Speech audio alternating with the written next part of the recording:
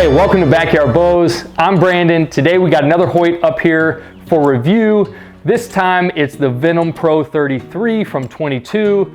A couple days before each of these reviews, I will do some extensive reading not only on the bow but on the company itself, and I'll kind of dig into them. And something cool I found out about Hoyt that I did not know was that they started right here in St. Louis, where I'm from, in 1931. So that was really cool, but also just realizing that they've been doing this, and not only doing it for as long as they have, but being one of the top hunting bow and target archery manufacturers for over 90 years is incredible. So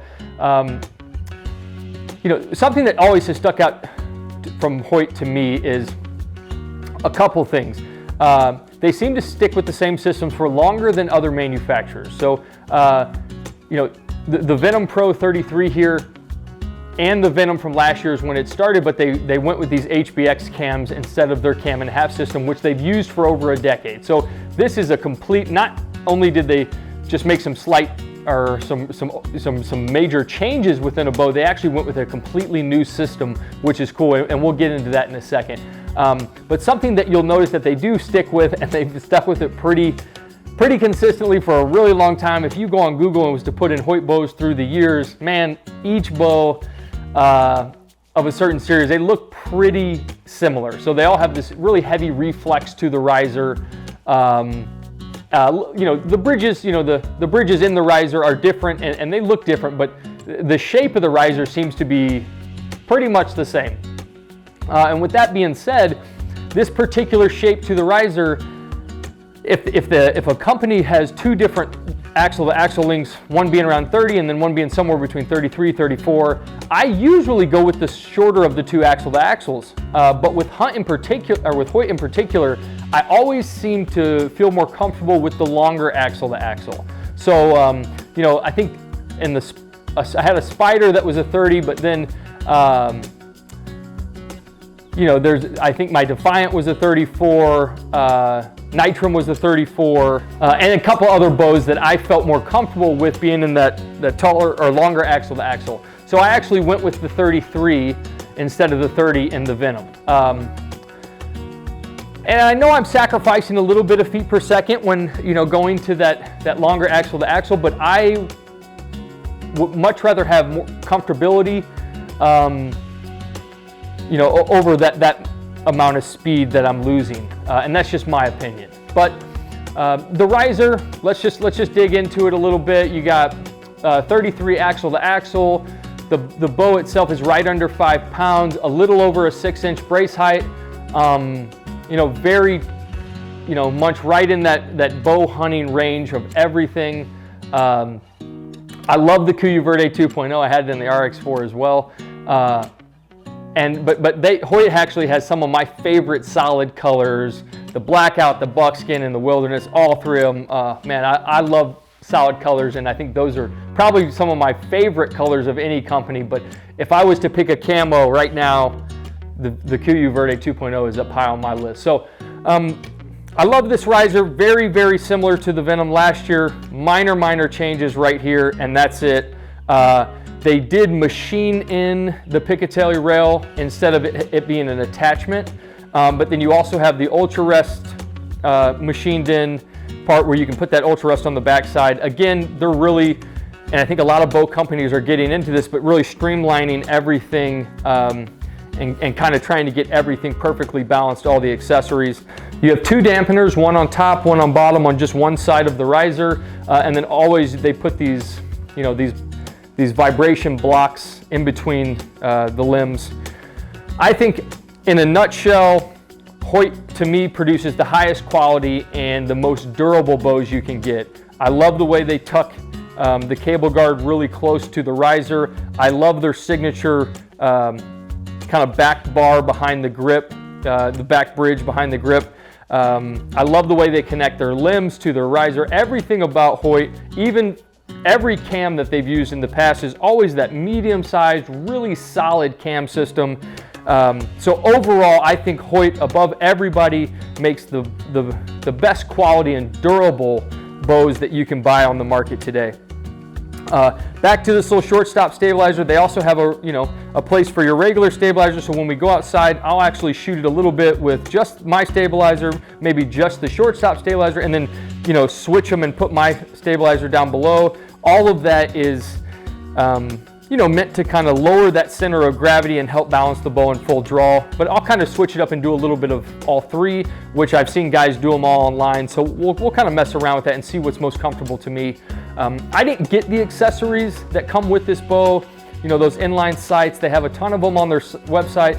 They all look really, really cool. Again, I was trying to save a little bit of money and use some of the stuff I have at home, but if I can get a full setup, what is meant to be on this bow, I will do it, and we'll come back and circle back to a review of this bow, with it set up as they meant it to be. But which would have an ultra rest on the back, the inline sight on the front, and then they have this really cool new quiver that adjusts, in and out. Again, trying to help perfectly balance that bow. So to the cams, they ditched their cam and a half system, which they have used for as long as I can remember and started hunting over a decade ago. And they went with this HBX system, which is a tri-track binary cam system, which I think being a tri-track, it helps make the bow tune a little easier. And then also once it is tuned, it helps it stay set. And so those cams don't lean left and right. It also comes with one cam and two mods, which is, again, I can't believe I'm saying that about a Hoyt bow, because most of them in the past could come up with 3 or 4 cams, multiple different mods. Sometimes you'd have to change the strings and cables out for different cams and mods. Man, it gets to be a lot. So they switched to a system this year, which I think is a lot simpler for someone like me who likes to do stuff at home or likes to resell my bow and not have to try and find the exact same size person to want to buy my bow.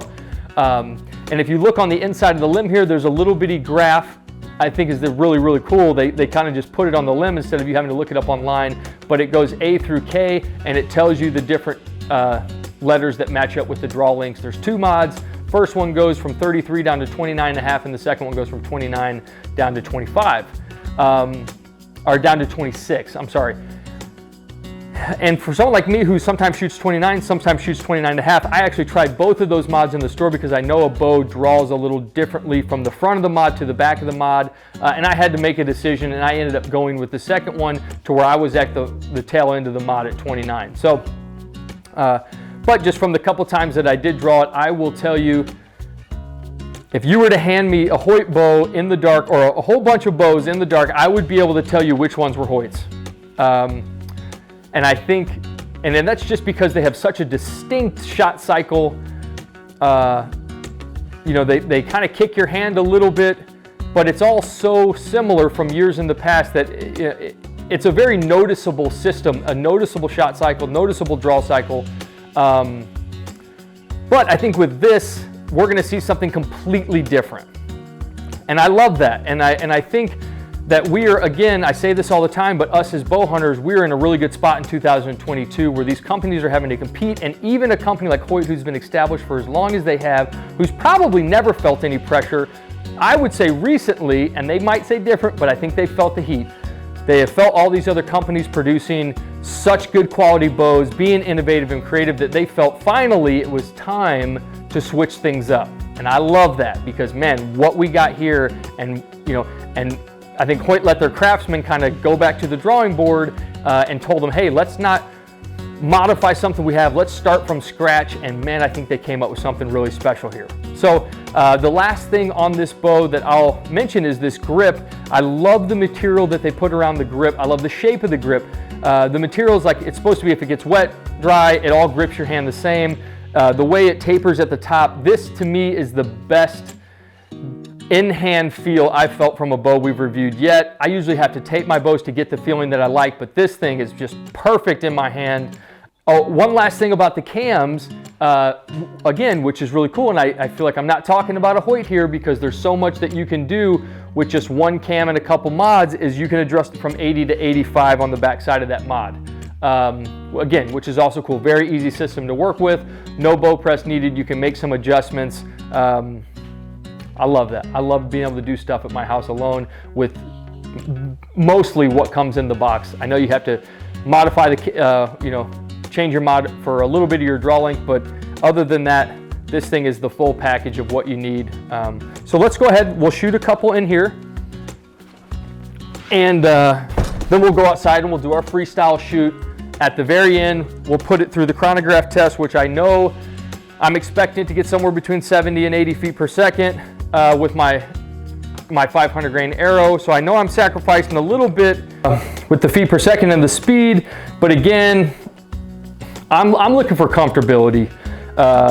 Being in tight, close quarters, being in tree stands, you want a nice, easy draw. You want to be able to hold it, and if for some reason you have to, you know, let your draw come back, you don't want it to be a huge movement that's going to spook something. So I want something that's real nice and easy. I'm shooting 20, 30, 40-yard shots. Those feet per second to me are not going to factor into that. I'm all about comfortability. So I can already tell you just from shooting it earlier, this does not feel like a Hoyt to me when that draw. That is just so smooth. I would say this is one of the smoothest drawing Hoyts I've drawn, period. And again, I've shot several Hoyt bows over the years, and they're all very distinct. I can't say anything negatively about them, but there is a very noticeable draw cycle and shot cycle. This is a completely different feel to it. I just said it, but that grip in my hand is one of my favorites. The bead on the level on the sight seems to just want to sit right in the middle. It balances out really well. I think that they all do have a real heavy recurve to them, but this seems to be a little bit more vertical. I think helping the balance a little bit, kind of getting some of that weight back a hair. And then also, I think these play into effect too, having some of that weight, that center of gravity nice and low. It really helps you set up and balance your bow.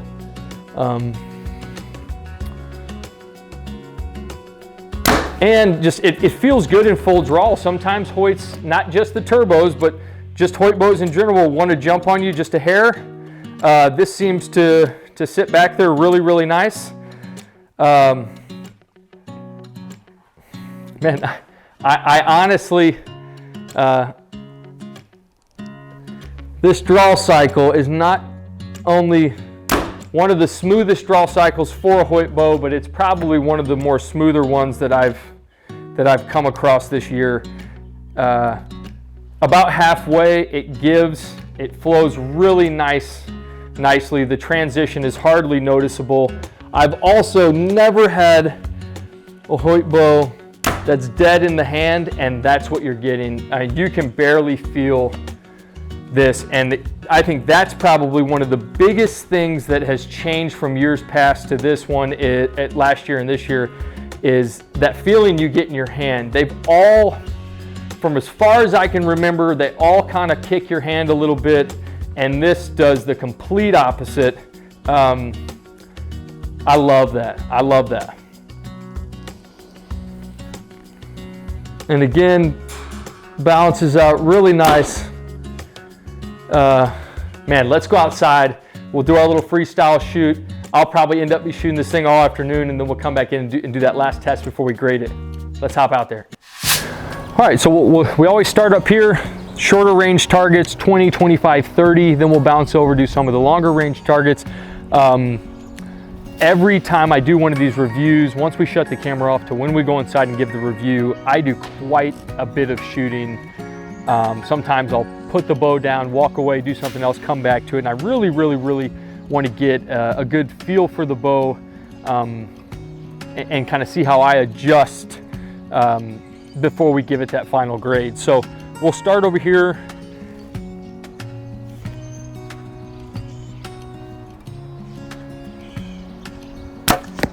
Man, I have never ever had a Hoyt bow be dead in the hand after a shot. But this, it has little to no vibration, which is extremely different from what I've felt in the past, where they kind of kick you a little bit. Not necessarily negative, but noticeable comparative to other bow companies. A very distinct shot cycle with Hoyt that I've experienced over the years.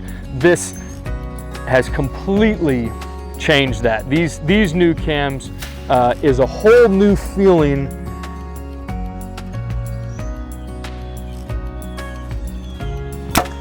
for the draw cycle and the shot cycle. I also really love the grip.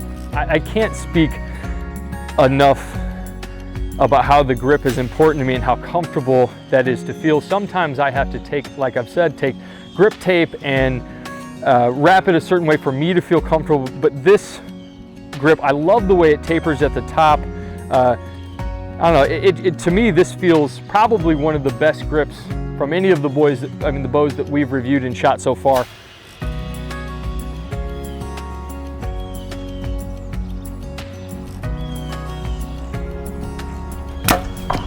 You know, and I'm a hunter, I'm not a 3D target shooter, so I'm going for kill shots when I shoot the bow, especially on all my 3D critters. You know, and that kind of clarifies, I'm not necessarily going for the rings. I'm going for heart shot, then maybe a devil lung. So let's go ahead, we'll jump over there, we'll shoot some of these longer shots. But this to me, in a nutshell, is Hoyt has completely redefined the feeling that you get from their bows. This is an absolutely blast to shoot. By far my favorite in the feel in the hand before and after the shot bow from Hoyt I've shot so far. All right, so I'm always adding different critters as they go on sale. So we added a broadhead buck here from this way at 30, and then we got that black bear at 40. We call him Paddington, the little baby black bear at 45, and the elk up on top at 50. But we added a couple more different ranges from this side. I love to shoot different depths, different angles, and really just get that full experience of shooting a bow every time. I think you've heard me say it before, but I can't stand to shoot on the same block target at the same distance over and over. I really like to mix it up. So we'll kind of just move up the ladder and go all the way up to that elk.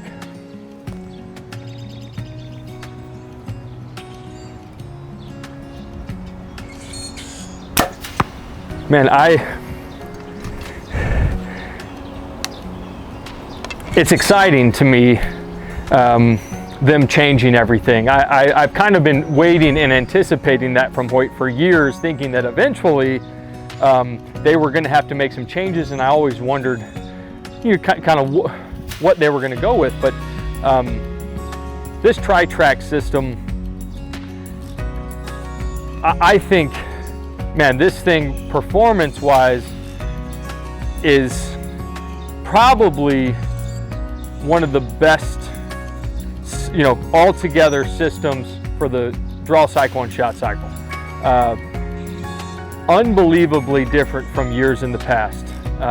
And then the way it's set up, it makes sense how easy it is to tune, and then also how it will stay tuned for longer periods of time.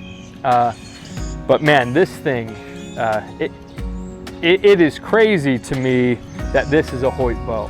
And again, not in a bad way, just so different from past experiences. I love what they've done last year and this year. And I know there wasn't a huge change from the Ventum to the Ventum Pro, but with Hoyt especially, I always tend to wait for that second year of a series because they'll make some minor changes and then you'll get your, I think, more complete bow. But even the Ventum last year, I mean, this is top of the line bow for me. It will go in my lineup, and not just in my lineup, but it will probably go to the front. So let's go ahead and go for that black bear.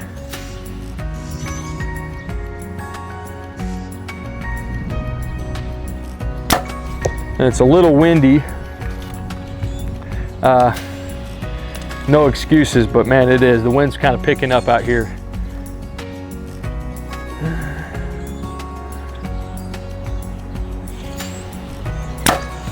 And again, my girlfriend helps me film these, and she don't want to be out here all day. So the shots that I place are the shots that you get. We kind of run through everything one time, maybe twice.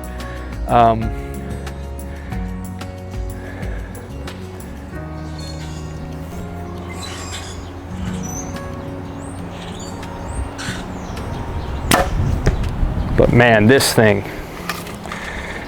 I love this. And I know, like I said, we'll see on the chronograph, I think it will get a little bit slower. We'll see how powerful it is and how much kinetic energy it's going to actually pack with that 500 grain arrow. But I have a feeling it'll be in the 270 to 280, hopefully, which is good. But I'm all about comfort over speed.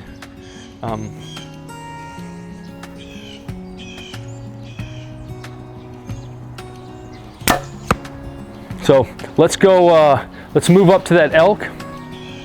And I don't say this a lot because we buy and sell and trade so many bows just to get new ones in for the reviews that unless I have a personal attachment to a bow, I usually don't hold on to things for too long. But this might be premature, but I could see me holding on to this for a long time. I think this is a fantastic bow, and it's kind of a pivotal point for Hoyt, for me, in just the changes that they're making. And it kind of tells you in a nutshell of where we are as bow hunters and how far we've come and the position we're in. And I say it all the time, but man, we're in a really good spot. We have these bow companies doing their very best to give us the best experience possible as hunters. And I see that every single bow that we review. I see that from one to the next. And then with this, it just kind of brings it all together for me, because I felt like Hoyt never had to change anything because they had something that worked and they didn't have anybody behind them really kind of putting that flame under their ass. But this, I mean, this 2022 lineup from all the different companies, you can really tell that they felt something. So let's go ahead and move up to the elk up top.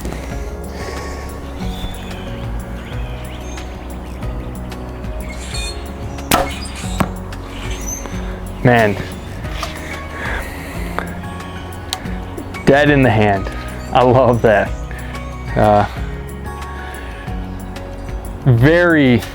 And again, this is not something I usually would say about Hoyt bows, but it's a very easy shot process. The draw cycle, the shot cycle, the hold, you seem to be a little bit more at ease, a little bit more comfortable.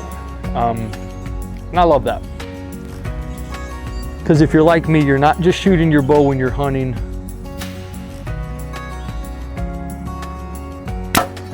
You know, you're out here every day. And to have something be so comfortable in hand, I think, to me, that plays a big part of all of this.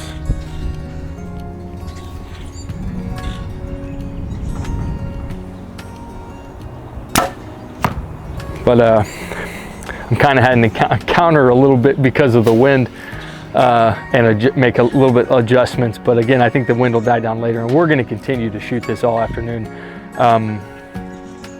But man, this right here, this is why I decided to do this. This bow, the last one, the SR350, seeing these companies compete, being able to shoot all these different bows, this is what we love to do, and this is, you know, in a nutshell, why we're doing what we're doing and why we're taking the time to get you guys the best information possible. So those of you who out there have maybe been what we call fanboy your whole life, maybe start venturing out and realizing that there's a lot out there to offer for the bow hunter.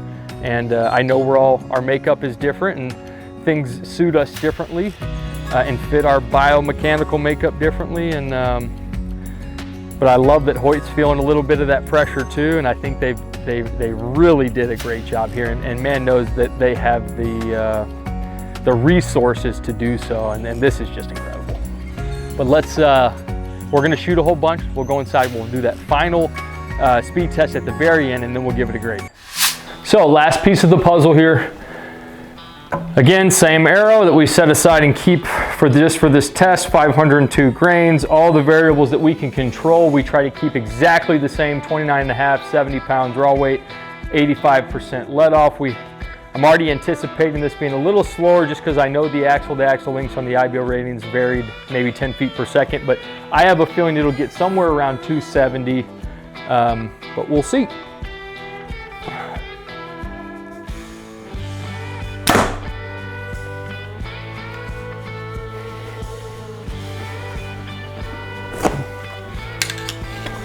So an error, sometimes you might want to take a step back. If it does do an error, I'll turn it off, wait 3 seconds, turn it on. We'll run another one once it gets done counting down.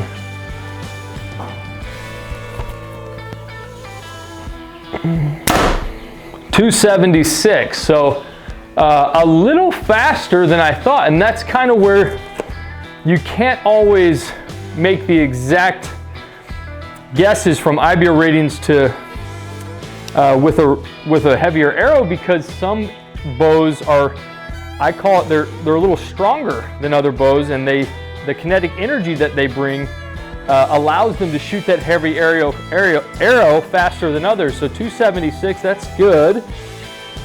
Let's shoot another. 275.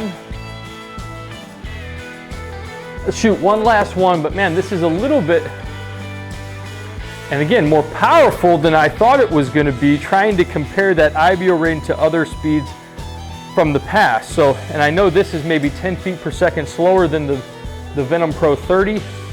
And again, when I did it in my head, I was thinking more around 270, but this is a little quicker than I thought. So that was an error. Let's turn it off, we'll turn it back on, and we'll do one more test so we can get 3. But hopefully it sticks right around that 276, 275, because that's really, I love that. Because this bow is as comfortable shooting as it is. That's a great speed with this arrow. So one last one. 275, awesome. Okay, so right in there, super consistent, a little quicker than I had anticipated. So now I'll take a little time, we'll give it some thought, and then we'll give it that final grade here in a second. Okay, so after some thought, we finally got a grade that we're gonna give to this Ventum Pro 33. Absolute blast today. The whole weekend shooting this thing, doing a review. This has been kind of a special bow review for me, because I truly look forward to and am excited when companies make those larger changes from series to series, and especially a company like Hoyt that sticks with stuff for as long as I can remember, for them to make the call and say, hey, it's time. We actually have a new cam system that we think is better than what we've stuck with for so long. I have just been so excited to get my hands on it, and I wasn't able to shoot the Ventum last year, so I don't have, absolutely love it. I'm glad that they made the changes that they did. Personally, I think it was time, and who knows, they might stick with this for the next, decade or so, but I think the improvements were perfect in my eyes. I love everything about this bow. We'll talk a little bit more about what bow I'm going to take out of my 3-bow lineup, but this one definitely is going in. So here at the end, I'll reveal which one I'm going to pull, but I can't wait to use this in my 2022 hunting season. So let's start right from the top. Speed, 276. So 270 to 280, we give 8 out of 10, 280 to 290. We give the 10 out of 10, and you can actually receive 2 bonus points for the first bow that will shoot above 290 with my draw weight, draw length, let off 500 grain arrow. So we're still waiting for that. No bows topped over it. The RX4 Turbo got close with 288. This one was right at 276, which was a little bit more than I was expecting. So good, nice kinetic energy from one of the taller axle to axle bows from Hoyt. A nice speed. I really like seeing that. I thought it was going to get more around 270. So that got the 8 out of 10. Quality and durability. Again, Hoyt bows to me are the most durable, best quality material. I gave it the first bow to have a 9 out of 10. And honestly, the only reason it didn't get the 10 out of 10 is because we know that there's a Redworks carbon also by Hoyt that, again, you just can't beat that material. But everything about this bow, the way the limb pockets and the limbs come together, the roller guard being in nice and tight, those nice solid cams that are that medium size, to me this bow is as solid as you can get for an aluminum riser bow. 9 out of 10. Appeal, also 9 out of 10. I go back and forth with Hoyt bows. Some years I really don't like the look of them. Some years I love it. This one I absolutely loved. All of it. The Kuiu Verde 2.0 is my favorite camo out there. This thing to me is just it looks perfect. This is a great looking bow, and I would love to get it set up with all of the accessories from Hoyt, the inline sight, the rest, and get it perfectly set up how they meant for it to be. Then I think it's going to be probably one of my favorite bows out there. So to the technical part, the new cam systems, I love that they went with 1 cam, 2 mods, very simple. You know, everything that Hoyt puts into their bows for that complete package and that full shot experience, I think it all just comes together, you know, and works really well together. I also gave it a 9 out of 10 for the technology. You know, these cams are some of the smoothest drawing cams that I have pulled back yet. You know, this thing all together is just a really complete bow. You know, and with the new cams, it's not one of those self-tuning bows that we've seen on other systems, but supposedly these new cams are extremely easy to tune, and then also they stay tuned for longer, being on that tri-track system. So 9 out of 10 there. And for the last, the performance, man, it's going to be really hard for me to give a bow the 10 out of 10 for performance. Maybe never will. So my personal, you know, probably the most I'll ever give a bow is the 9 out of 10, and that's what I gave this bow. It is just unbelievably pleasant to shoot, extremely consistent. Everything is easy. The pull, the hold, the draw cycle. Again, being a Hoyt bow and expecting something way different, this draw cycle, I think that's just why it's standing out to me so much, because you do it, if you shoot Hoyt bows enough, you do expect something, and to just feel something completely different than what expected was nice. And man, it is extremely smooth. I shot really well with it right off of the bat. As the day progressed, I mean, I was getting tighter groups than I've shot with most of the bows in here. This one for sure is, you know, I'm gonna hammer a deer with this one this season, guaranteed. An overall rating of 44 out of 50.